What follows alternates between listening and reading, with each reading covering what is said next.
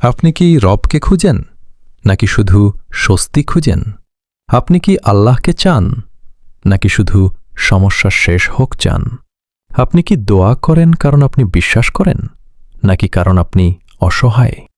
আপনি কি নামাজে দাঁড়ান রবের জন্য নাকি ভয় থেকে? আপনি কি সত্যি তওবা করেছেন নাকি শুধু গাল্ট কমাতে চেয়েছেন?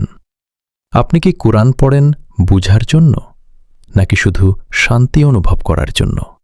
আপনি কি আল্লাহকে মনে রাখেন একা থাকলে নাকি মানুষ থাকলে? আপনি কি হারাম থেকে দূরে থাকেন রবের জন্য নাকি ধরা পড়ার ভয় থেকে?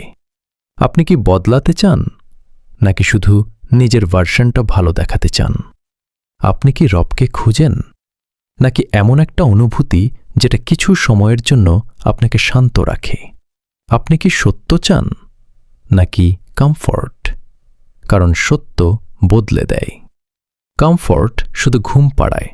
আর যদি আপনার শান্তিটাই আপনাকে রব থেকে দূরে রাখে, তাহলে আপনি আসলে কি খুঁজছেন?